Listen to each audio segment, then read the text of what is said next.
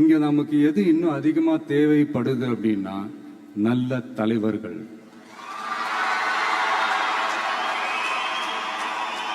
நான் தலைவர்கள்னு சொன்னது வெறும் அரசியல் ரீதியா மட்டும் சொல்லல. இப்போ நீங்க ஒரு துறைக்கு போறீங்க, அதுல நீங்க சிறந்து விளங்குனீங்கன்னா அந்த ஒரு தலைமை இடத்துக்கு உங்களால ஈஸியா வர முடியும். அதைத்தான் நான் சொன்னேன், இன்னும் நமக்கு நிறைய தலைவர்கள் தேவைப்படுறாங்க அப்படின்ட்டு. அது மட்டும் இல்ல, ஃபியூச்சர்ல அரசியலும் ஏன் ஒரு கெரியர் ஆப்ஷனா வரக்கூடாது, அப்படி வரணும்ன்றது என்னுடைய விருப்பம். நல்லா படிச்சவங்க அரசியலுக்கு வரணுமா வேண்டாமா? உங்களை தான் கேட்கிறேன். நல்லா படிச்சவங்க அரசியலுக்கு வரணுமா வேண்டாமா? நல்லா படிச்சவங்க தலைவர்களாக வரணுமா வேண்டாமா? ஓகே, ஆர்வம் எனக்கு புரியுது. பட் இப்போதைக்கு படிங்க, மீதி எல்லாம் அப்புறம் பார்த்துக்கலாம்.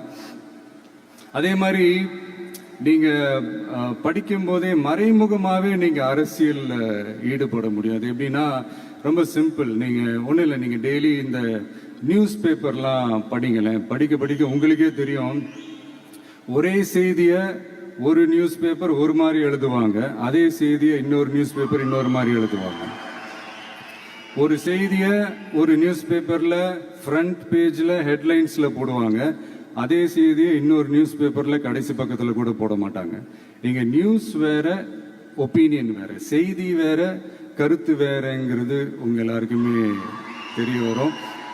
இப்பெல்லாம் பார்த்தீங்கன்னா நிறைய இந்த மெயின் ஸ்ட்ரீம் மீடியாவுக்கு ஈக்குவலாக நிறைய இந்த சோஷியல் மீடியா சேனல்ஸ்லாம் இந்த நல்லது கெட்டதுன்னு இந்த ஒப்பீனியன்லாம் கிரியேட் பண்ணுறாங்கல்ல, அதெல்லாம் நீங்கள் பார்த்தீங்கன்னா ரொம்ப ஈஸியாக ஒரு நல்லதை கெட்டதாகவும் கெட்டதும் நல்லதாகவும் நல்லவங்களை கெட்டவங்க மாதிரியும் கெட்டவங்களை நல்லவங்க மாதிரி இந்த மாதிரி புரணி பேசி ப்ரொஜெக்ட் பண்றதெல்லாம் இந்த மீடியா சோஷியல் மீடியாலலாம் நம்ம பார்க்குறோம் இல்லையா. நீங்க எல்லாமே பாருங்க, நீங்க எல்லாமே படிங்க, பட் எது உண்மை பொய்ன்னு மட்டும் அனலைஸ் பண்ண மட்டும் கத்துக்கங்க. அப்பதான் இந்த உண்மையிலேயே நம்ம நாட்டில் என்ன பிரச்சனை, நாட்டோட மக்களுக்கு என்ன பிரச்சனை, இந்த சமூக தீமைகள் பற்றிலாம் உங்களுக்கு தெரிய வரும். அது தெரிஞ்சுக்கிட்டாலே இந்த ஒரு சில அரசியல் கட்சிகள் செய்கிற இந்த பொய்யான பிரச்சாரங்களை எல்லாம் நம்பாமல் எது கரெக்ட், எது தப்பு, எது உண்மை பொய்யன்னு இது அனலைஸ் பண்ணி பார்த்துட்டு நல்ல தலைவர்களை தேர்ந்தெடுக்கக்கூடிய ஒரு விசாலமான ஒரு உலக பார்வை உங்களால் வளர்த்துக்க முடியும். அது வந்துட்டாலே அதை விட ஒரு சிறந்த அரசியல் வேற எதுவுமே இருக்க முடியாதுங்க. அதை விட நம்ம நாட்டோட வளர்ச்சிக்கு நீங்க செய்ய போற அந்த பங்களிப்பு வேற எதுவுமே இருக்க முடியாது. ஃபைனலா ஒரே ஒரு சின்ன விஷயம், friendship adds fragrance to life. அதில் எந்த மாற்று கருத்துமே கிடையாது. ஒரு கட்டத்துக்கு அப்புறம் பேரண்ட்ஸுக்கு அடுத்தபடியாக, இன்னும் சொல்ல போனால் பேரண்ட்ஸை விட அதிகமாக நண்பர்களோட டைம் ஸ்பெண்ட் பண்ணக்கூடிய அந்த ஒரு சூழ்நிலை ஏற்படும். அதனால நல்ல நண்பர்களை தேர்ந்தெடுங்க. நீங்கள் கேட்கலாம், நட்புன்றது அதுவாக அமையிறது தானே, நாம் எப்படி சூஸ் பண்ண முடியும்னு. அது ஒரு விதத்தில் கரெக்டு தான். அதனால நான் கொஞ்சம் வேற மாதிரி சொல்கிறேன். இப்போ உங்களுடைய இந்த நட்பு வட்டாரத்தில் இப்போ ஏதோ ஒரு விஷயம் தப்பா இருக்கு அப்படின்னா, இப்போ அதுல சில பேர் இந்த தவறான பழக்கங்களில் ஈடுபட்டிருந்தாங்கன்னா முடிஞ்சா அவங்கள நல்வழிப்படுத்த பாருங்க. இந்த தவறான பழக்கங்களில் மட்டும் ஈடுபடாதீங்க, ஈடுபடக்கூடாது. நான் முன்னாடியே சொன்ன மாதிரி தான், உங்களோட அடையாளத்தை எக்காரணத்தை கொண்டு இழந்துடாதீங்க. Don't lose your identity at any cost. இது நான் ஏன் இவ்வளோ வலியுறுத்தி சொல்றேன்னா, இப்போ ரீசெண்ட் டைம்ல நீங்க பாத்தீங்கன்னா நம்ம தமிழ்நாட்டில் இந்த போதை பொருட்களுடைய இந்த பயன்பாடு அதெல்லாம் முக்கியமாக யங்ஸ்டர்ஸ் மத்தியில் ரொம்பவே அதிகமாயிருச்சு. ஒரு பெற்றோர் என்ற முறையில், ஒரு அரசியல் இயக்கத்துக்கு தலைவர் என்ற முறையில் எனக்குமே ரொம்ப அச்சமாக தான் இருக்கு.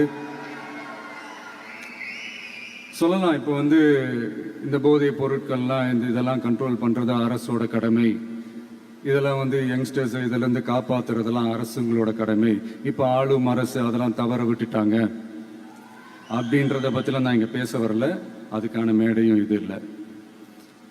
நான் என்ன சொல்ல வரேன்னா, சில நேரத்தில் அரசாங்கத்தை விட நம்ம லைஃப்பை நம்ம தான் பார்த்துக்கணும், நம்மளுடைய சேஃப்டியை நம்ம தான் பார்த்துக்கணும்.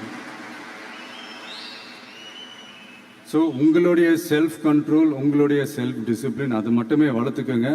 சே no to temporary pleasures, say no to drugs.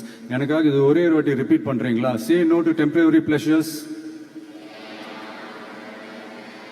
Say no to drugs. No, ஒரே ஒரு வாட்டி please. Say no to temporary pleasures.